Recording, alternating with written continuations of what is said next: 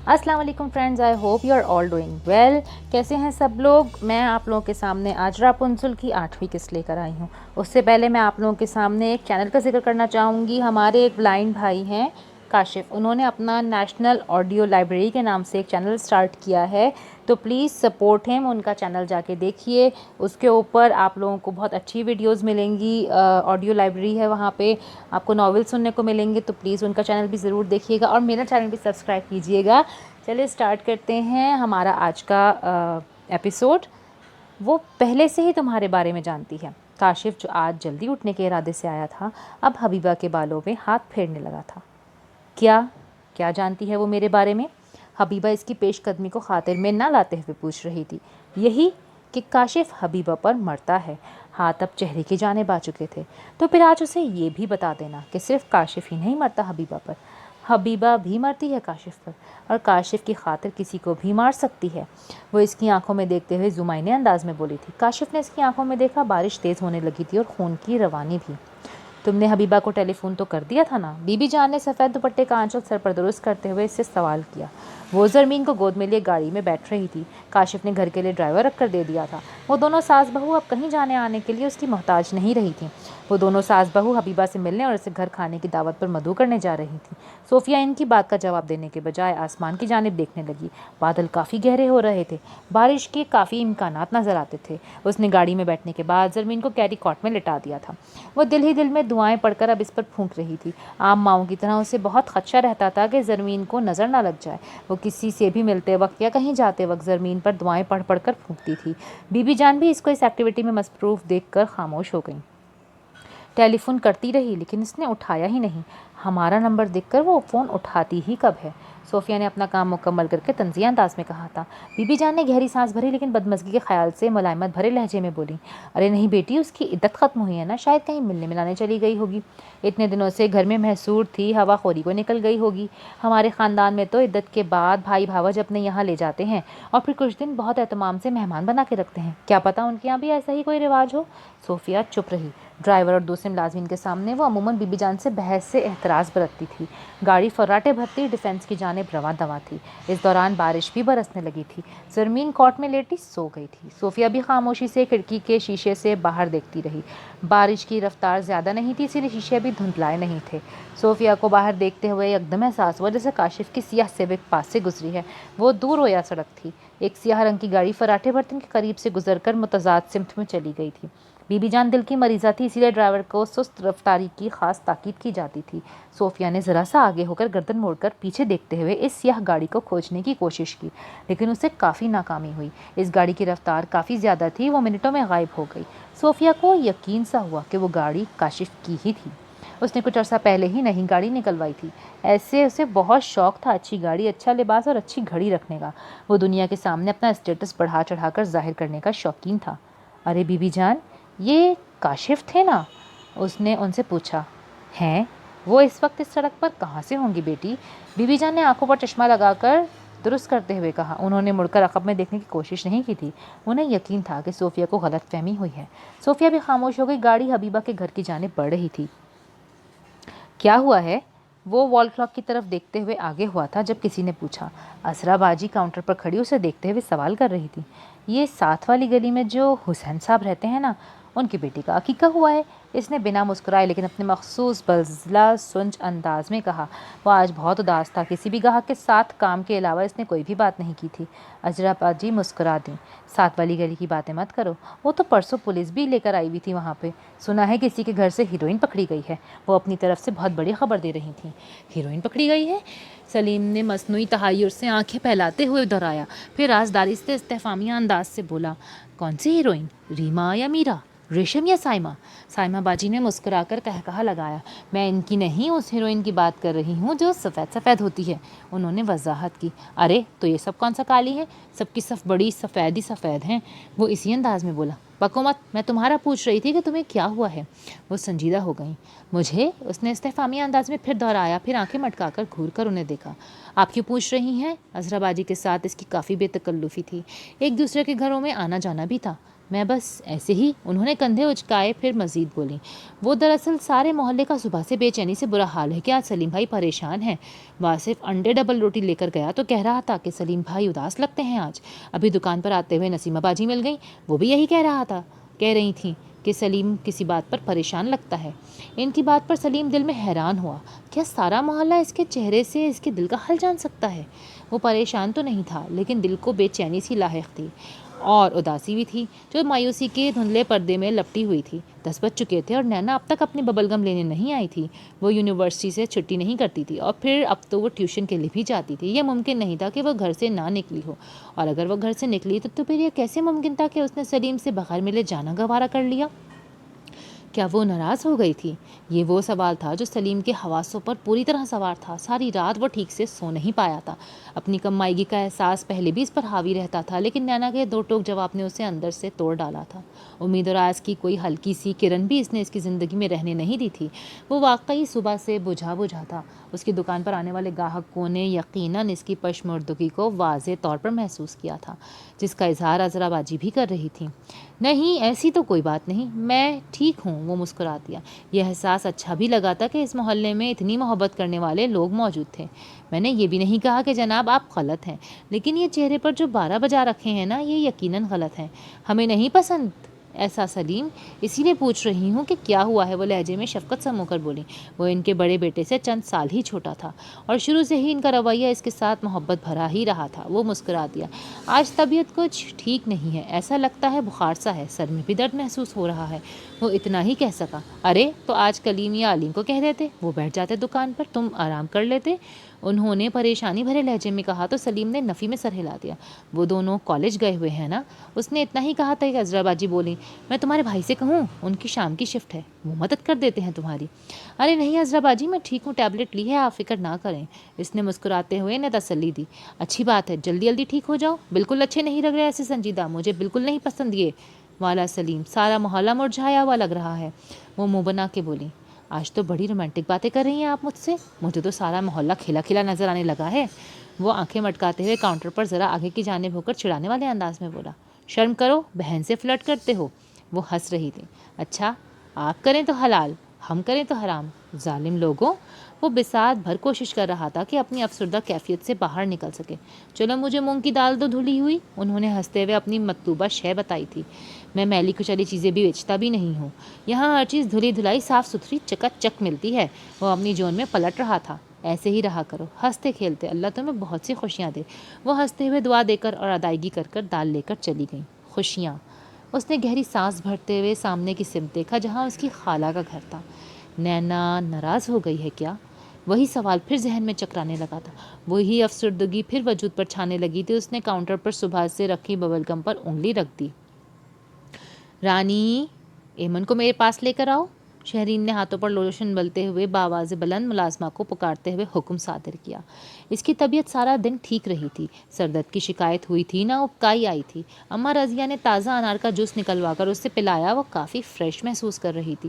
ہلکے سبز رنگ کے لباس میں نک سک سے تیار مناسب جولری کے ساتھ اب وہ ٹی وی لاؤنج میں آ بیٹھی تھی تاکہ سمی آئے تو دروازے پر اس کا استقبال کر سکے اور اپنی ساری کارکردگی اس کے گوشے گزار کر سکے۔ وہ کافی خوش اور پرجوش نظر آتی تھی۔ ایمن رانی کے پاس تھی اور کب سے شہرین کو رانی کی آوازیں آ رہی تھی۔ وہ ایمن کے ساتھ مسلسل باتیں کرنے میں مصروف تھی۔ شہرین کو اپنے بیڈ روم سے باہر دیکھ کر ملازم کافی مستعد ہو گئے تھے۔ شہرین اماں رضیہ سے بہت خوش تھی اور رانی سے بھی بظاہر اسے کوئی شکایت نہیں تھی، لیکن ایمن کے ساتھ اس کی باتیں سن کر اسے احساس ہو رہا تھا کہ جس طرح کا انداز گفتگو رانی کا ہے، اس سے ایمن کی زبان بھی خراب ہو سکتی ہے۔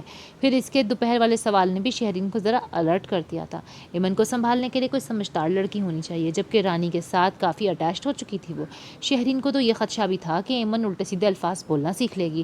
وہ بولنے لگی تھی اور اس کا کریڈٹ بھی رانی کو ہی جاتا تھا، وہی چھوٹے چھوٹے جملے بولتی رہتی تھی اس کے ساتھ، جس کی وجہ سے ایمن باتیں کرنا سیکھ رہی تھی۔ شہرین کو آج ایمن کے متعلق نہ صرف اپنی ذمہ داریوں کا بلکہ اپنی لاپرواہی کا بہت احساس ہو رہا تھا۔ اس کی بیٹی اس کی طبیعت کی بنا پر بہت اگنور ہوتی رہی تھی۔ اس نے ڈاکٹر بشرا کی دی ہوئی ہدایات کے مطابق اپنے معمولات کو تبدیل کرنے کا سوچا تھا۔ اماں رضیہ بھی تاکید کرتی تھیں اور اسے بھی احساس ہو رہا تھا کہ اس کی طبیعت کی خرابی کی وجہ سے سب سے بڑا نقصان ایمن کو ہو رہا تھا اور اس کے کسی کام میں وہ دلچسپی لیتی بھی نہیں تھی۔ اس کے کھانے پینے سے لے کر صفائی ستھرائی اور کھانے پینے تک کے تمام انتظامات اماں رضیہ کے محتاج تھے۔ آؤ ایمن گڑیا، آپ کی ماما جانی بلا رہی ہیں۔ رانی نے فوراً بیبی واکر اس کے پاس لا کے رکھ دی تھی، جس میں ایمن مزے سے بیٹھی تھی۔ اس کے کپڑے اور ہاتھ پاؤں صاف ستھرے تھے۔ اماں رضیہ بلا شبہ بچی کا خیال ٹھیک طریقے سے رکھ رہی تھی۔ ایمن بیبی کیسی ہو میری جان؟ اس نے اپنی جگہ سے اٹھ کر اسے گود میں لے لیا۔ ایمن لمحہ بھر کے لیے کسمسائی، پھر اطمینان سے اس کی گود میں کھیلنے لگی۔ رانی بغور مالکن کے طور اتوار دیکھ رہی تھی۔ شہرین نے اسے جانے کا اشارہ کیا اور خود ایمن کو گود میں ہی لے کر صوفے پہ بیٹھ گئی۔ اس کی نظریں ایمن کے وجود کا طواف کر رہی تھیں۔ وہ بہت دن کے بعد اسے اس طرح گود میں لے کے بیٹھی تھی۔ وہ اپنی ہی بیٹی سے بہت کتراتی تھی اور اس کی وجہ کیا تھی یہ اس نے کبھی سمی کو بھی نہیں بتایا تھا۔ ایمن بنی بنائی شہرین تھی، بالخصوص اس کی آنکھیں بالکل شہرین جیسی تھیں، بہت روشن اور غلافی آنکھیں جو پہلی نظر میں دل موہ لیتی تھیں، اور ان پر بہت گہری پلکوں کی باڑ تھی۔ ذرا سا نم ہونے پر ہی اس کی آنکھیں پلکوں کی وجہ سے بہت زیادہ بھیگ جاتی تھیں، اور یہی شہرین کے ساتھ بھی ہوتا تھا۔ وہ چہرہ دھو کر خشک بھی کر لیتی تھی تو آنکھیں پھر بھی نم ہی رہتی تھیں۔ پانی کی ننھی ننھی بوندیں اس پلکوں میں پھنس جاتی تھیں، جس سے وہ بھیگنے کے بعد مزید خوبصورت لگنے لگتی تھی۔ اس کی کزنز اور سہیلیاں اکثر اس کی آنکھوں کے لیے بہت خوبصورت اشعار پڑھا کرتی تھیں، اور سمی بھی اس کی آنکھوں کے لیے بہت اچھے کمپلیمنٹ پاس کرنے کا عادی رہا تھا۔ شہرین نے ایمن کے بھورے بالوں میں انگلیاں چلاتے ہوئے اس کی آنکھوں کے بعد تیکھی مغرور ناک اور پھر ہونٹوں کو بغور دیکھا۔ وہ بالکل شہرین کا عکس تھی۔ اس کا رنگ، روپ، نقش، ہر چیز شہرین سے مشابہ تھی، حتیٰ کہ دونوں کے بالوں کا رنگ بھی ایک جیسا بھورا تھا۔ ایمن کے جو دانت نکل آئے تھے، اس سے اس کے چہرے کی شیپ مزید شہرین جیسی ہوتی جا رہی تھی۔ اس کی لمبی گردن میں شہرین کی گردن کی مشابہت محسوس ہونے لگی تھی۔ وہ مسکراتی تھی تو دونوں گالوں پر ڈمپل پڑتا تھا۔ اس کی مخروطی ننھی منھی انگلیاں اور ہتھیلیاں بالکل اپنی ماں کے جیسے لگتی تھیں۔ شہرین نے غیر ارادی طور پر اس کے بالوں کو کانوں کے پیچھے اڑستے ہوئے اس کے کانوں کو چھوا تھا۔ اس کے اپنے کان بھی بہت چھوٹے اور نرم سے تھے، اور کانوں کی لوب بالکل پتلی سی تھی۔ وہ دیکھنا چاہتی تھی کہ ایمن کے کان بھی اس جیسے ہیں یا نہیں۔ ایمن کے کان بھی اس جیسے ہی تھے، وہی نرمی اور ملائمت۔ وہ کچھ دیر بلا وجہ اس کے کان کی لوب پر انگلی پھیرتی رہی۔ اللہ تمہیں بیٹی دے گا اور بالکل تمہارے جیسی ہوگی، دیکھنا بالکل تمہارے جیسی، ہو بہو تمہارا عکس، یاد رکھنا میری بات۔ کسی کا کہا ہوا جملہ اس کی یادداشت میں جیسے چنگاری بن کے پھوٹا تھا، اور پھر جیسے دھیرے دھیرے ہوا میں دھواں بن کر تحلیل ہو گیا۔ اذیت اس کے اندر راکھ بن کر اڑی تھی۔ اس کے سر میں درد کا احساس جاگا اور پھر ایسے غائب ہو گیا جیسے پانی کا بلبلہ ہوا میں پھٹ کر غائب ہو جاتا ہے۔ اس کی آنکھوں میں نمی چمکنے لگی تھی۔ ایمن کو لے جاؤ رانی، اس نے بوجھل دل کے ساتھ رانی کو آواز دی، اور ایمن ماں کے تاثرات سے بے خبر اس کی گود میں کسی شہزادی کی طرح بیٹھی تھی۔ نینا کتنے بجے آ جائے گی؟ زری نے چائے کا پانی چولہے پر رکھتے ہوئے پہلے احتیاطاً امی سے پوچھا تھا۔ انہوں نے گھڑی کی جانب دیکھا، 5 بج چکے تھے۔ آتی ہی ہوگی 10 منٹ میں، انہوں نے مصروف سے انداز میں کہا۔ وہ ان کے لچھے لیے بیٹھی تھی جو انہوں نے دروازے پر آنے والی پٹھانی سے خریدے تھے۔ ان لچھوں کو وہ اب گولے کی شکل میں لپیٹ رہی تھیں۔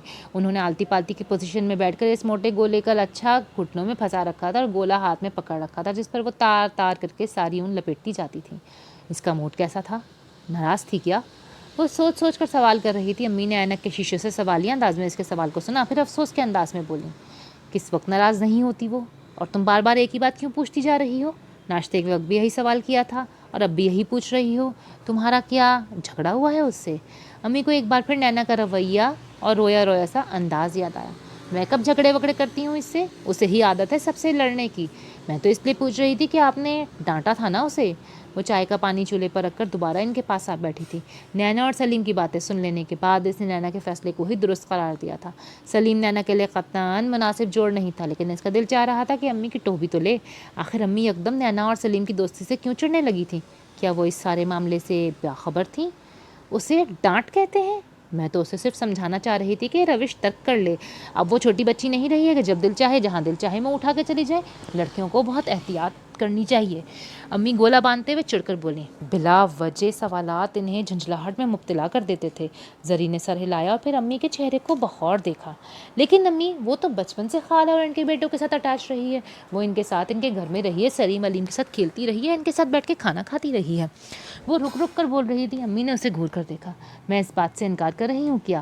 اور آپا، ان کے خاندان نے بہت پیار کیا ہے نینا کو۔ سلیم ہی نہیں، باقی تینوں بھی بہن سمجھتے ہیں نینا کو، بہت پیار کرتے ہیں اس سے، لیکن یہ بات لوگوں کو سمجھائی نہیں جا سکتی۔ وہ اپنے حساب سے اپنی آنکھ سے دیکھتے ہیں۔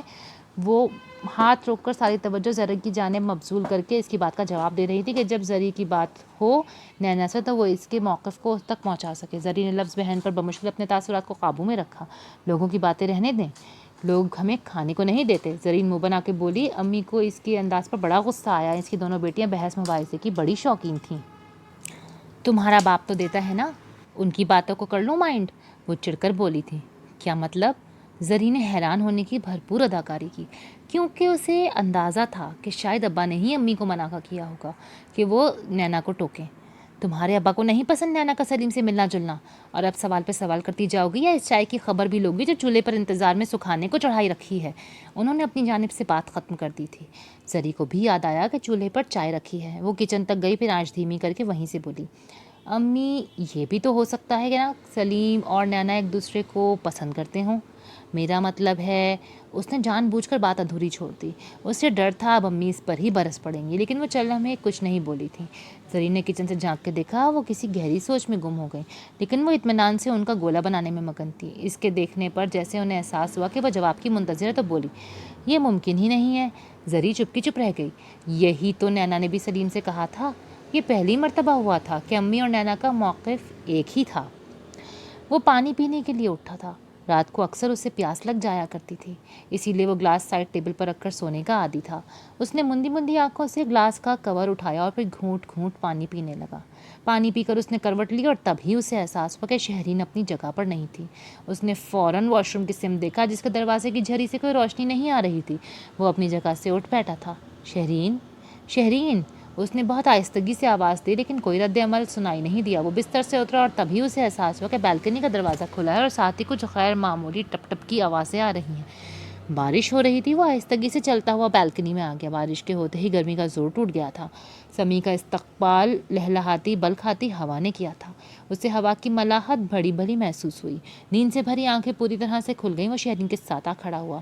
اس کے بھورے بال جن میں ہلکا سا کرل تھا کھلے ہوئے تھے، اس کی پشت پر بکھرے تھے۔ اس نے بہت نرمی سے شہادت کی انگلی سے اس کے بالوں کو چھوا، جیسے کوئی موسیقار اپنے تنبورے کو چھوتا ہے۔ شہرین نے چونکے بنا مڑ کر اس کی جانب دیکھا۔ سمی دیکھو کتنی خوبصورت بارش ہو رہی ہے، وہ مسکراتے ہوئے بولی تھی۔ میرے پاس دیکھنے کے لیے اور خوبصورت چیزیں نہیں ہیں کیا؟ وہ اس کی آنکھوں میں دیکھتے ہوئے پوچھ رہا تھا۔ شہرین اس کا اشارہ سمجھ کے مسکرائی۔ میری تعریف کر رہے ہو؟ اشاروں ہی اشاروں میں، گھما پھرا کر۔ وہ دیکھ سامنے ہی رہی تھی، جہاں بارش کا پانی سڑک کو پوری طرح بھگو چکا تھا اور اب بارش کی مخصوص مہک چاروں طرف پھیلی تھی۔ کوئی اعتراض؟ سمی نے سابقہ انداز سے کہا۔ وہ ابھی بھی اس کی لٹوں پر انگلی پھیر رہا تھا۔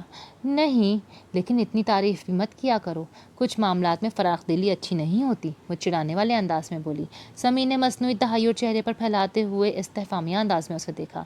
شادی کے پہلے سال تم کھل کر میری تعریف کیا کرتے تھے، شادی کے چوتھے سال تم اشاروں میں تعریف کرنے لگے ہو، شادی کے 10 سال بعد تم تعریف کرنا ہی چھوڑ دو گے، اسی لیے اپنے الفاظ بچا کے رکھو، مختصر تعریف کیا کرو کبھی کبھی، تاکہ 10 سال بعد بھی یہ لفظ کام آ سکیں۔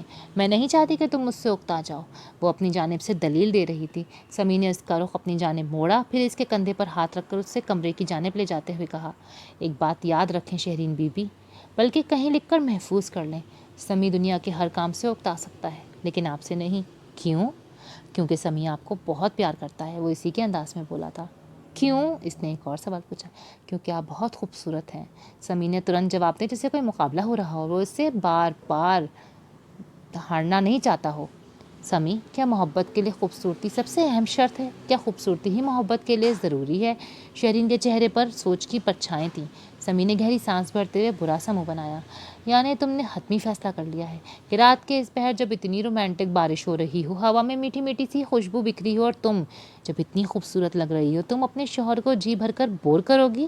تو کرو نا، وہ مصنوعی ناراضگی لہجے میں سمو کے بولا۔ شہرین مسکرائی تک نہیں۔ سمی نے اس کے کندھوں پر ہاتھ رکھا ہوا تھا۔ محبت میں حساب کتاب جانچ پڑتال کی باتیں بے معنی ہوتی ہیں۔ یہ فلسفہ تھوڑی ہے کہ جس کے وجود اور عدم وجود پر مناظرے لکھے جائیں، اس کو ثابت کرنے کے لیے پنڈال سجائے جائیں۔ محبت طبیعیات نہیں ہے، یہ مابعد طبیعیات ہے، انسانی ذہن سے اوپر کی چیز، عقل و دانش سے ماورا۔ علم و محبت کے اپنے مکتب، اپنی کتابیں ہوتی ہیں، اس میں کوئی منطق کوئی دلیل کام نہیں آتی۔ اگر یہ ہے تو ہے، اور اگر یہ ہے تو اسے ثابت کرنے کے لیے دنیا کے کسی قانون کسی فارمولے کی ضرورت نہیں پڑتی۔ کیوں، کیسے، کس لیے، کس طرح والی باتیں اس میں نہیں ہوتی۔ اس میں نہ کوئی شک ہوتی ہے نہ شرط، یہ ایک خود کار اضطراری جذبہ ہے، اسی لیے اس کے ہونے نہ ہونے کی بنیادی شرائط پر بحث کرنا صرف وقت کا ضیاع ہے۔ وہ ایک ایک جملے کو بولتے ہوئے اس کی آنکھوں میں دیکھ رہا تھا۔ آخری جملے پر اس نے اپنا سر اس کے سر کے ساتھ ٹکرایا تھا۔ شہرین کچھ نہیں بولی۔ سمی بعض اوقات اتنی اچھی باتیں کرتا تھا کہ اسے اپنے الفاظ اس کے سامنے بہت کمتر نظر آنے لگتے تھے۔ وہ روٹین کے مطابق ٹیوشن پڑھانے کی غرض سے ہی نکلی تھی، پرپل کلر کے چھوٹے چھوٹے دائروں والی قمیص کے ساتھ سفید ٹراؤزر اور سفید ہی دوپٹہ لیے۔ ایک ایک کرتے سیڑھیاں اترتے ہوئے وہ غالب کی غزل کے وہ اشعار منہ میں دہرا رہی تھی جن کی تشریح اسے رانیہ کو کروانی تھی۔ آخری سیڑھی سے اترتے ہی اس نے سامنے چبوترے پر بیٹھے سلیم کو دیکھا۔ اسے دل ہی دل میں سخت پشیمانی محسوس ہوئی۔ سلیم کی بیساکھی سائٹ پر پڑی نظر آ رہی تھی۔ اس کی دکان بائیں جانب بالکل سامنے ہی تھی، لیکن چونکہ سلیم چل نہیں سکتا تھا اور اپنی بیساکھی کو گھسیٹتا ہوا ان کے دروازے تک تو آیا تھا، یہ بڑی بات تھی۔ تم صبح صبح یہاں کیوں بیٹھے ہو کزن؟ جانتے ہو نا میرے ابا لنگر تقسیم نہیں کرتے۔ عادت سے مجبور تھی، اسی لیے ناک سے مکھی اڑانے والے انداز میں بولی۔ سلیم نے گردن موڑ کر اس کی جانب دیکھا، لیکن منہ سے کچھ نہیں بولا۔ اس کے چہرے کے تاثرات بالکل سپاٹ تھے۔ نینا چبوترے پر اس کے بالکل ساتھ آ کر بیٹھ گئی۔ تبھی اس کی نظریں سلیم کے عقب میں پڑے شاپر پر پڑی، جس میں چپس کا بڑا والا پیکٹ تھا۔ اس کی پسند کی ببل گم بھی تھی اور چلی ملی کے پیکٹ بھی نظر آ رہے تھے۔ اب کی بار نینا کو کافی سے زیادہ پچھتاوا بھی ہوا اور ساتھ ہی سلیم پر ٹوٹ کے پیار آیا۔ بولو نا، یہاں کیوں بیٹھے ہو؟ وہ سلیم سے پوچھے بنا نہ رہ سکی، حالانکہ جانتی تھی کہ وہ اس کی خاطر ہی آیا ہے۔ 2 دن ہو گئے تھے وہ اس کی دکان تک نہیں گئی تھی۔ سلیم ابھی بھی کچھ نہیں بولا، شاید اس کے پاس بولنے کے لیے کچھ تھا ہی نہیں۔ میں زندہ ہوں، مری تو نہیں ہوں جو تم اتنا رونے والا منہ بنا کے بیٹھے ہوئے ہو، وہ چڑ کر بولی۔ سلیم نے کھا جانے والی نظروں سے اس کی جانب دیکھا، پھر اسی کے انداز میں بولا، تم سے کس نے کہہ دیا کہ جب تم مرو گی تو میں رونے والا منہ بناؤں گا؟ کہنا کس نے تھا؟ کسی کی مجال ہے کہ مجھ سے کچھ کہے؟ وہ تو میں نے خود ہی فرض کر لیا تھا، وہ اطمینان سے بولی۔ میتھس پڑھا پڑھا کر تمہاری عادت ہی پڑ گئی ہے غلط سلط چیزیں فرض کرنے کی۔ یاد رکھنا، جب تم مرو گی نا تو میں موتی چور کے لڈو سارے محلے میں بانٹوں گا اور ان تمام گھروں میں بھی دے کر آؤں گا جہاں جہاں تم ٹیوشن پڑھانے جاتی ہو۔ میرا ابا یہ بات کہتے تو مجھے بالکل حیرت نہیں ہوتی، لیکن تمہارے منہ سے یہ بات سن کر میرا دل بالکل ٹوٹ گیا ہے سلیم، وہ گہری سانس بھر کے بولی۔ تمہاری غلط فہمی ہے نینا، کچھ اور ٹوٹا ہوگا، دل تو تمہارے پاس ہے ہی نہیں۔ جو چیز ہے ہی نہیں تو وہ ٹوٹ کیسے سکتی ہے؟ سلیم ابھی بھی خفگی جتانے کی پوری کوشش میں مصروف تھا۔ یہ بھی ٹھیک کہہ رہے ہو، واقعی کچھ اور ٹوٹا ہوگا، تم سے بہتر کون جان سکتا ہے کہ میں ایک دل لیس انسان ہوں۔ سلیم نے اس کی جانب دیکھا۔ سلیم چند لمحے کچھ بول نہیں پایا۔ وہ جانتا تھا کہ اسے دیر بھی ہو رہی ہے اور پھر اتنی صبح دکان خالی چھوڑ کر اس طرح چبوترے پر آ بیٹھنا کوئی مناسب حرکت نہیں تھی۔ تم مجھ سے ناراض کیوں ہو؟ وہ ایک دم اس کی جانب مڑ کر پوچھنے لگا۔ نینا نے گہری سانس بھری۔ میں ناراض نہیں ہوں سلیم، اس کے علاوہ وہ اور کیا کہہ سکتی تھی؟ تو پھر اس طرح کیوں کر رہی ہو میرے ساتھ؟ 2 دن سے تم نے اپنی شکل نہیں دکھائی مجھے، منہ چھپا کر کیوں بیٹھ گئی ہو؟ وہ سخت ناراضگی بھرے لہجے میں بولا۔ نینا چپ رہی۔ دیکھو نینا، اس ساری کہانی میں کوئی ایسی بات نہیں جسے تم دل میں چھپا کر رکھو یا اس پر جلتی کرتی رہو۔ ایک بات تھی، میں نے تمہیں کہہ دی اور سچ بتایا کہ کیا تمہارے لیے بات انکشاف تھی کوئی؟ کیا تم یہ سب پہلے سے جانتی نہیں تھی؟ نینا کی آنکھیں پھر خواہ مخواہ بھیگنے لگیں۔ اس نے پلکیں جھپکی تھیں۔ مجھے افسوس ہے سلیم، لیکن میں وہ اتنا ہی کہہ سکی۔ سلیم کے چہرے پر برہمی کے تاثرات ابھرے۔ اب بس بھی کر دو، بہت ہو گیا یہ افسوس، تعزیت اور پرسہ۔ کچھ چیزیں میرے جنازے پر کرنے کے لیے بھی بچانی ہیں یا نہیں؟ نینا نے اس کی جانب دیکھا تو سلیم کو اندازہ ہوا کہ اس کی آنکھوں کے کناروں پر ہلکی ہلکی سی نمی چمک رہی تھی۔ اسے ہنسی آ گئی۔ نینا چند لمحے اسے گھور کر دیکھتی رہی، پھر وہ بھی ہنس دی۔ بہت برے ہو تم سلیم، ہوش سنبھالنے کے بعد میں کسی کے سامنے کبھی نہیں روئی، لیکن تم نے مجھے رلا دیا، وہ ہنستے ہوئے بولی۔ آج تو رو لیا میرے سامنے، لیکن دیکھو دوبارہ کبھی نہ رونا۔ میں بہت ہی کمزور انسان ہوں اور آنسو بے شک وزن میں بے حد ہلکے ہوتے ہوں، لیکن ان کا بوجھ بہت زیادہ ہوتا ہے اور یہ بوجھ ہر کوئی برداشت نہیں کر سکتا۔ اس لیے رویا صرف اللہ کے سامنے کرو، کیونکہ صرف اللہ ہی ہے جو آنسوؤں کا بوجھ سنبھال سکتا ہے۔ وہ سادہ سے لہجے میں نصیحت کر رہا تھا۔ نینا نے اپنے بازو بڑھا کر وہ لفافہ اٹھایا تھا جس میں چپس اور جوس وغیرہ موجود تھا، پھر وہ اپنی جگہ سے اٹھ کھڑی ہوئی۔ جی اچھا، آپ کی نصیحت کا بہت شکریہ، کوشش کروں گی کہ یاد رہ جائے۔ وہ ہمیشہ کی طرح اس کی چیزوں کے لیے شکریہ ادا کیے بنا آگے بڑھ گئی۔ سلیم نے بھی اپنی بیساکھی اٹھائی تھی، پھر جانے اس کے دل میں کیا سمائی، اس کے عقب سے اسے پھر آواز دی، اے نینا سنو۔ وہ رکی، پھر اس نے مڑ کر استفہامیہ انداز میں سے دیکھا۔ جی فرمائیے۔ آئی لو یو، سلیم نے کہا۔ نینا کی ناک پھول کر پیشانی پر مصنوعی خفگی، تاثرات اور تیوریاں نمایاں ہو گئیں۔ اوہ دفع ہو، وہ چڑ کر بولی۔ سلیم نے کہکا لگایا۔ نینا آگے بڑھ گئی۔ سلیم بھی اٹھا اور دھیرے دھیرے قدم اٹھاتا دکان کی جانب بڑھ گیا اور ساتھ ہی کھڑکی کی اوٹ میں کھڑا وجود بھی ہٹ گیا جو ان دونوں کو کافی دیر سے ناگواری سے دیکھ رہا تھا۔ کیا تمہاری بیوی مجھ سے زیادہ خوبصورت ہے؟ حبیبہ نے اٹھلا کر سوال کیا۔ کاشف اپنے گھر جانے کی تیاری کر رہا تھا۔ اس کے انداز میں عجلت تھی جسے حبیبہ نے بطور خاص محسوس کیا تھا۔ وہ احساس زیاں کی سب سے اوپر والی سیڑھی پر کھڑی تھی۔ اپنا سب کچھ دے کر بھی وہ کاشف کو مکمل طور پر حاصل نہیں کر پائی تھی۔ کاشف نے اس کے انداز کو بغور دیکھا۔ وہ اسے ناراض نہیں کرنا چاہتا تھا۔ کیا میری بیوی خوبصورت ہے؟ اس نے جس طرح سے اسے سوال پوچھا، اس کا جواب اس سے الٹ آیا تھا۔ واقعی؟ اس کے انداز میں تہذیب اور تحقیر کی آمیزش تھی۔ حبیبہ کھلکھلا اٹھی۔ اسے اطمینان ہوا تھا کاشف بے شک اسے چھوڑ کر جا رہا تھا، لیکن وہ دل سے اپنی بیوی کا نہیں تھا، اور یہ امر اسے خوش کرنے کے لیے کافی تھا۔ تم بہت خوبصورت ہو حبیبہ، تمہاری جیسی کوئی اور اللہ نے بنائی ہی نہیں ہے۔ کاشف نے اس کے بے داغ چہرے کی نرمی کو اپنے لمس سے محسوس کرتے ہوئے اسے مزید خوش کیا، اور پھر وہ اٹھ کر آئینے کی جانب بڑھا تھا۔ حبیبہ اس کی پشت کی طرف دیکھتی مغرور انداز سے مسکرائی۔ حبیبہ کو کسی نے پہلی دفعہ نہیں سراہا تھا، لیکن کاشف کا سراہنا اور تعریف کرنا اسے پاگل کر دیتا تھا۔ کاشف کوئی عام مرد نہیں تھا، وہ ایک خوبصورت اور خوشحال مرد تھا، جس کو گفتگو کا سلیقہ تھا، جسے اچھا کپڑا پہننے اور اچھی خوشبو کے استعمال کو صحیح طرح سے استعمال کرنے کا ادراک تھا۔ اس کا ساتھ اور اس کا نام کسی بھی عورت کی خوش قسمتی کو 4 چاند لگا سکتا تھا۔ سب سے اچھی بات اور اہم بات تو یہ تھی کہ کاشف اس کے دل میں بستا تھا، اور دل میں بسنے والا مرد جب عورت کی حسن و خوبصورتی کو سراہتا ہے، اس کی تعریف کرتا ہے، تو عورت ہواؤں میں اڑنے لگتی ہے، اور باقی دنیا اور دنیا داری جیسے اس کے جوتے کی نوک پر آ کر کھڑی ہو جاتی ہے۔ تم مجھے چھوڑ تو نہیں دو گے نا کاشف؟ اس نے ڈریسنگ ٹیبل کے آئینے میں نظر آتے اس کے سراپے کو ایک ٹک دیکھتے ہوئے سوال کیا۔ مرد کی محبت میں مبتلا ہر عورت کو زندگی میں خدشہ کسی نہ کسی مقام پر ضرور ستاتا ہے۔ اس نے مڑ کر اس کی جانب دیکھا، پھر مسکرا دیا۔ تم چھوڑنے والی چیز ہو کیا؟ حبیبہ نے نزاکت سے گردن ہلائی۔ اسے اس جواب نے مطمئن نہیں کیا تھا۔ سوال در سوال کیوں کرتے ہو؟ صاف صاف کیوں نہیں کہتے کہ تم مجھے نہیں چھوڑ سکتے؟ یہ تمہارے بس کی بات ہی نہیں ہے۔ کاشف دوبارہ سے پلنگ پر بیٹھ کر اب موزے پہن رہا تھا۔ اسے اپنے گھر جانا تھا، جہاں اس کی بیٹی تھی اور ماں بھی۔ مرد کے گھر والیاں جگہ جگہ ہو سکتی ہیں، مگر گھر اس کا ایک ہی ہوتا ہے، جہاں اس کی اولاد ہوتی ہے۔ کاشف کو بھی گناہ میں لت پت ہو جانے کے بعد بھی گھر یاد آیا تھا، جہاں اس کی اولاد تھی، اور ایک عدد منکوحہ بھی، جن کی تمام حقوق اس کے نام تھے، اور حقوق العباد کی سب سے بڑی خلاف ورزی زنا ہے، یہی سمجھ لو۔ وہ اسی عجلت بھرے انداز میں بولا تھا۔ حبیبہ اپنی جگہ سے اٹھی اور اس کے قریب آ بیٹھی۔ وہ فی الوقت اسی بات سے بہت خوش تھی کہ اس کے کمرے میں موجود اس وجیح شخص کو بھی اس سے محبت ہے۔ وہ محبت کے ہاتھوں اتنی لاچار تھی کہ لٹ پٹ کر بھی کسی افسوس میں مبتلا نہیں تھی۔ وہ یہ بات سمجھ ہی نہیں پائی تھی کہ ان دونوں کے درمیان کوئی رشتہ نہیں تھا، اور جہاں مرد عورت کے درمیان کوئی رشتہ نہیں ہوتا نا، وہاں کوئی استحقاق بھی نہیں ہوتا، کوئی رتبہ نہیں ہوتا، کوئی مقام نہیں ہوتا، کوئی عزت نہیں ہوتی۔ یہی سمجھتی ہوں، بلکہ سمجھتی ہی نہیں ہوں، مجھے اس بات کا یقین بھی ہے کہ تم مجھے چھوڑ ہی نہیں سکتے۔ اتنی ہمت ہے ہی نہیں تم میں، وہ استحقاق بھرے انداز میں بولی۔ کاشف موزے پہن چکا تھا۔ اپنی جگہ سے اٹھتے ہوئے وہ مصنوعی سے انداز میں مسکرایا، اور اس کے چہرے کا سہلانے کی فارمیلٹی پوری کرنے کے لیے اپنا ہاتھ اس کے گال پہ رکھا تھا۔ اس کے لیے حبیبہ کی ناز و ادا فی الوقت بیکار تھے، جبکہ حبیبہ ابھی بھی محبت سے اس سنپولیے کو گود میں لیے بیٹھی، جس کا احساس کاشف نے اسے دلایا تھا۔ اس کے ہر جانب محبت ہی محبت تھی، اور وہ اس اندھی محبت کے 7ویں آسمان پر پہنچنے کے قریب ہی تھی کہ گاڑی کے ہارن کی تیز آواز نے جیسے سارا طلسم توڑ کر رکھ دیا۔ اس کے چہرے کو سہلاتا کاشف کا ہاتھ رک گیا۔ اس وقت کون آ سکتا ہے؟ اس نے حیرانی سے سوال کیا۔ حبیبہ نے کندھے اچکا کر لا علمی کا اظہار کیا۔ کاشف بوجھلت اپنی جگہ سے اٹھا اور کھڑکی کا پردہ اٹھا کر باہر جھانک کر دیکھا۔ بارش کی بوندوں نے شیشے کو دھندلا دیا تھا۔ اس نے بغور دیکھا اور پھر یکدم پردہ چھوڑ کر پیچھے ہوا۔ اسے اپنی گاڑی کو پہچاننے میں اب کی بار دقت نہیں ہوئی تھی۔ اس دوران ہارن کی آواز دوبارہ سنائی دی۔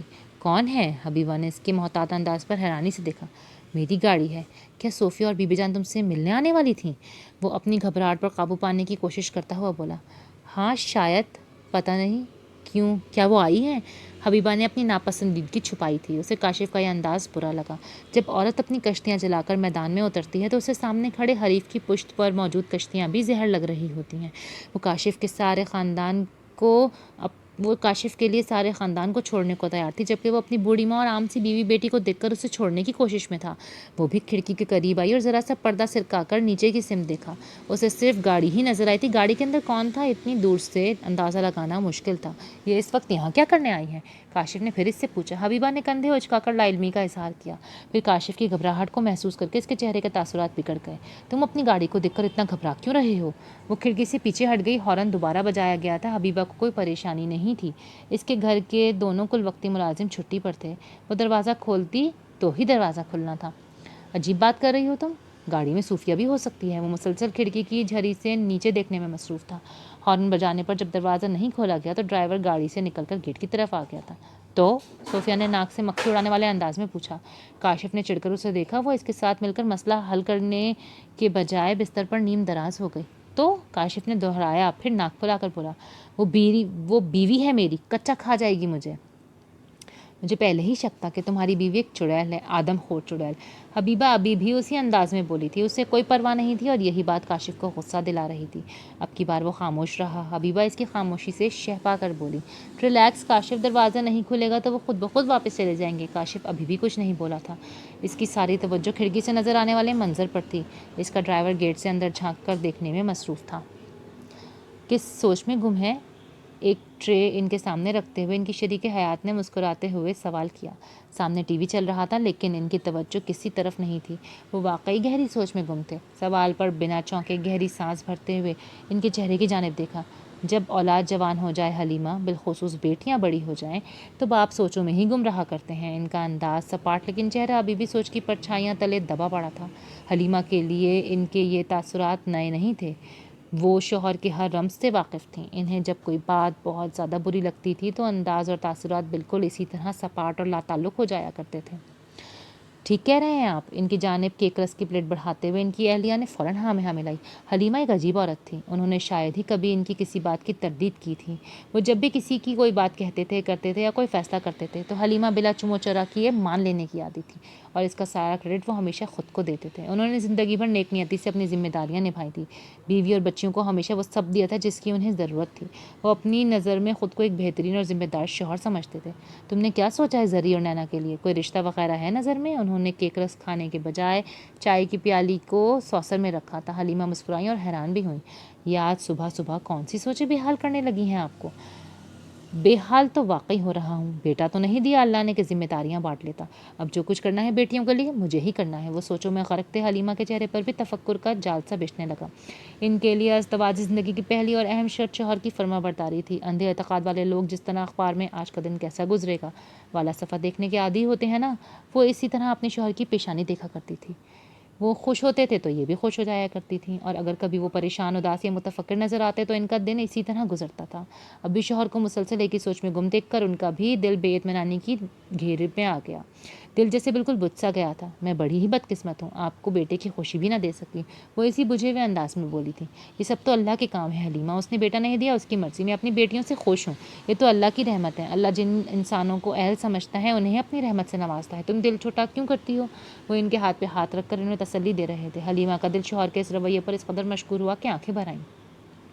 آپ بہت اچھے انسان ہیں، فرشتہ صفت، میرے ماں باپ کی کوئی نیکی تھی جو میرے کام آ گئی، ورنہ مرد تو بیٹا نہ ہونے پر دوسری شادیاں کر لیتے ہیں، لیکن آپ نے ایسا کبھی سوچا بھی نہیں۔ وہ احسان مند ہوئی جا رہی تھی۔ حلیمہ تمہیں تو بس شوہر کی تعریف کا موقع دے اللہ، تم زمین آسمان کے قلابے میں لانے لگتی ہو۔ وہ انہیں چڑھانے لگے تھے۔ حلیمہ نے آنکھوں کے ساتھ مسکرا دی، کیوں نہ کروں تعریف، آپ ہیں ہی اتنے اچھے، نہ صرف ایک اچھے شوہر بلکہ ایک بہترین باپ۔ اللہ کا احسان ہے کہ اس نے مجھے آپ جیسا جیون ساتھی دیا، میں تو جتنا شکر ادا کروں کم ہے۔ حلیمہ ایک بار پھر ان کی تعریف میں رطب اللسان ہو گئی، ان کا سینہ بھی احساس تفخر سے پھولنے لگا۔ وہ واقعی خود کو ایک بہترین شوہر اور باپ سمجھتے تھے۔ انہوں نے بیٹیوں کی آمد پر بھی اللہ کا شکر ادا کیا تھا اور کبھی اپنی اہلیہ کو بیٹا نہ ہونے کا طعنہ نہیں دیا تھا۔ وہ بیٹیوں سے ناخوش بھی نہیں ہوتے تھے، لیکن نینا کی خودسری انہیں پریشان کرنے لگی تھی۔ وہ بد زبان بھی تھی اور بد مزاج بھی، اس کے علاوہ اس کی طبیعت میں ضد اور ہٹ درمی کا عنصر بھی بہت زیادہ تھا۔ اچھا باپ ہوں یا نہیں، لیکن یہ تو ثابت ہوگا نا جب بیٹیوں کی ذمہ داری سے فراغت ملے گی۔ ابھی تو ان کے مستقبل کی سوچ پریشان رکھتی ہے۔ وہ بالآخر اپنی پریشانی کی وجہ بتانے پر تیار ہو ہی گئے۔ حلیمہ نے سر ہلایا، تائید کی، لیکن ساتھ ہی انہیں تسلی بھی دینی چاہیے۔ اللہ نے بیٹیوں کو جب اتنا بڑا کرنے میں مدد کی ہے تو آئندہ بھی وہی کوئی سبب بنائے گا انشاءاللہ، آپ اتنا بھی مت سوچیں، اللہ خود ہی کوئی سبیل بنا دے گا انشاءاللہ۔ زری کی تو مجھے کوئی فکر نہیں ہے، وہ بڑی سمجھدار ہے، اچھا برا سمجھتی ہے، سارا مسئلہ نینا کا ہے۔ وہ نہ صرف ضدی ہے بلکہ اپنی مرضی کرتی ہے ہر معاملے میں، جس نے جو کہہ دیا اس کے پیچھے لگ جاتی ہے۔ اسے اپنے اچھے برے کی پہچان نہیں ہے، اس کی بہت فکر رہتی ہے مجھے۔ وہ ایک ایک لفظ پر زور دیتے ہوئے کہہ رہے تھے، نینا کی وجہ سے میں بھی بہت پریشان رہتی ہوں، بہت منہ پھٹ ہو گئی ہے، بہت زبان درازی کرنے لگی ہے۔ حلیمہ نے بھی فوراً ہاں میں ہاں ملائی۔ سنو، کیا تم نے کبھی کچھ اس سے پوچھا یا اس نے تمہیں کبھی کچھ کہا، کسی میں دلچسپی ہے اس کی، میرا مطلب؟ وہ جان بوجھ کر بات ادھوری چھوڑ کر خاموش ہو گئے۔ حلیمہ نے ناگواری سے سر ہلایا، فوراً تردید کی، نہیں کبھی نہیں، ضدی ہے میری بیٹی لیکن اس قسم کی نہیں ہے۔ بھائی وہ تو میں جانتا ہوں، لیکن میں نے سوچا شاید لڑکوں کے ساتھ پڑھتی ہے تو شاید کہیں کچھ۔ وہ ایک بار پھر خاموش رہے، انہیں مناسب الفاظ ہی نہیں مل رہے تھے۔ انسان بھی تو بہت عجیب چیز ہے، بعض اوقات دوسروں کی بیٹیوں کے بارے میں بات کرتے ہوئے جو الفاظ اور انداز بنا کسی جھجک کے استعمال کر لیتا ہے، وہ یہ الفاظ اور انداز اپنی بیٹی کے لیے مناسب نہیں لگتے۔ حلیمہ نے سابقہ انداز میں سختی سے گردن ہلائی تھی۔ نہیں، آپ جیسا سوچ رہے ہیں ایسا کچھ بھی نہیں ہے، اور یہ بات میں اپنی بیٹی کے بارے میں حلفیہ کہہ سکتی ہوں کہ ویسی کسی الٹی سیدھی سرگرمی میں مبتلا نہیں ہے۔ آپ کو بھی اپنی تربیت پر بھروسہ ہونا چاہیے۔ وہ بھی کچھ کہتے کہتے چپ سے ہوئے، پھر ٹھنڈی سانس لیتے ہوئے چائے کا ایک سپ بھرا۔ ان کا دل ابھی بھی اس منظر میں اٹکا ہوا تھا جو انہوں نے صبح صبح کھڑکی سے نیچے دیکھا تھا۔ سلیم کے ساتھ کافی بے تکلفی ہے اس کی۔ انہوں نے بالآخر ان کے بھانجے کا نام لے ہی لیا، لیکن اس انداز میں کہ حلیمہ کو محسوس بھی نہ ہو۔ ہاں جی، دراصل اس کا بچپن گزرا ہے نا ان کے ساتھ، وہ سب اسے بہن سمجھتے ہیں۔ حلیمہ نے لفظ بہن پر زور دیتے ہوئے تسلی دینے والے انداز میں کہا۔ ان کو یہ اندازہ تو ہو ہی چلا تھا کہ ان کے مجازی خدا کسی غلط فہمی کا شکار ہے، اور یہ بات ان کو اب جھنجھلاہٹ میں مبتلا کرنے لگی تھی۔ اپنی ہی اولاد کی بار بار صفائی دینا انہیں برا لگ رہا تھا، حالانکہ ان کی خاموشی سے ان کے شوہر کو مزید شے ملی تھی۔ عجیب باتیں کرتی ہو حلیمہ، سمجھنے میں اور ہونے میں بہت فرق ہوتا ہے۔ رشتے کہہ دینے سے بدل نہیں جاتے۔ معشوقہ کو محبوبہ کہہ دو تو وہ حلال نہیں ہو جاتی۔ نینا ان کی بہن نہیں ہے، نہ ہی وہ اس کے بھائی ہیں۔ تم نینا کو بولو سلیم سے دور رہا کرے، مجھے وہ لڑکا ایک آنکھ نہیں بھاتا، عجیب بےہودہ سا لڑکا ہے، سارا دن محلے کی عورتوں سے ٹھٹے لگاتا رہتا ہے۔ وہ ایک ایک لفظ پر زور دیتے ہوئے بول رہے تھے۔ حلیمہ کا چہرہ بالکل بجھ گیا، لیکن پھر بھی وہ کچھ نہیں بولی۔ مجھے نینا سے شکایت نہیں، وہ تو بچی ہے، لیکن سلیم دکان پر بیٹھ کر بہت شاطر ہو گیا ہے۔ تم نے کبھی اس کے دیکھنے کے انداز پر غور کیا ہے؟ ہر عورت کو ایسے گھورتا ہے جیسے نکل لے گا۔ وہ ایک بد فطرت انسان ہے، وہ ناک چڑھا کر بولے تھے۔ حلیمہ کو اس بات پر سخت اعتراض ہوا۔ وہ اپنے بھانجوں کی طبیعت سے واقف تھی، لیکن صفائی دینا اور شوہر کو کسی غلط بات پر ٹوکنا ان کے نزدیک سخت بے ادبی تھی، اس لیے وہ چپ کی چپ رہ گئیں۔ بی بی جان، کوئی دروازہ نہیں کھولتا، لگتا ہے گھر میں کوئی نہیں ہے۔ ڈرائیور نے گیٹ سے گاڑی کی جانب آ کر منہ بناتے ہوئے اطلاع دی۔ صوفیہ نے جتاتی ہوئی نظروں سے ساس کو دیکھا۔ وہ خود بیزار ہوئی بیٹھی تھیں۔ وہ تو گھر سے بہت نیک نیت لے کر نکلی تھیں کہ ایک بیوہ عورت کی عدت ختم ہوئی ہے، اس کی دلجوئی کریں گی، اسے اپنی اپنائیت اور محبت کا احساس دلائیں گی۔ وہ سمجھائیں گی کہ ان کے گھر کے دروازے اس کے لیے کبھی بند نہیں ہوں گے، لیکن ساری پلاننگ ناکام ہو گئی۔ نیک دل عورت تھی، نیکی کرنے کا خیال ہی ان کے لیے خوشائن ثابت ہوا تھا۔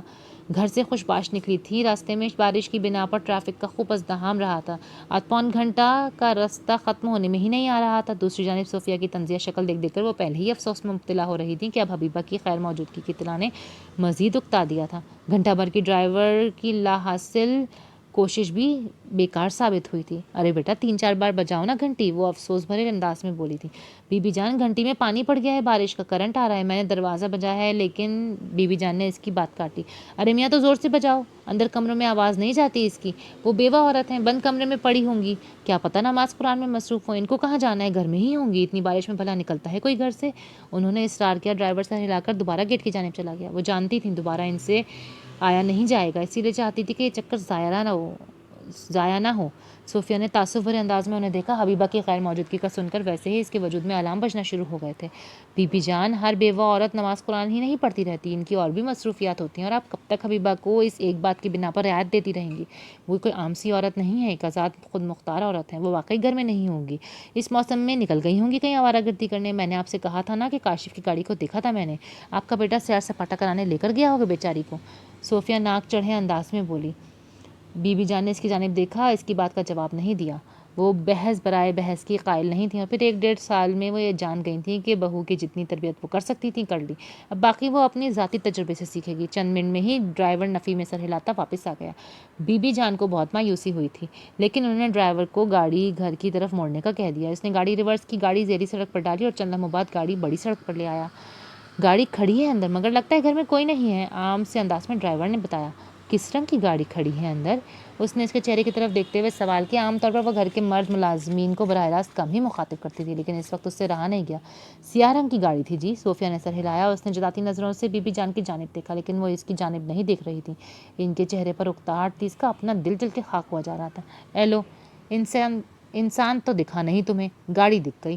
وہ ڈرائیور کی بات پر غور کیے بنا اسے ڈپٹ رہی تھی۔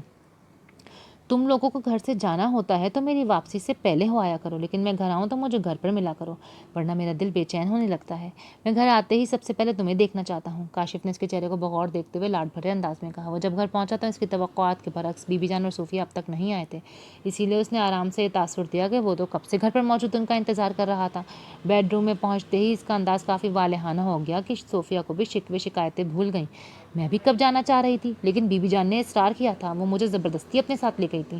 حبیبہ کی عدت ختم ہوئی ہے تو وہ اس سے ملنا چاہتی تھی، لیکن وہ محترمہ تو گھر پر تھی ہی نہیں۔ صوفیہ نے بات کا آغاز سادہ سے انداز میں کیا تھا۔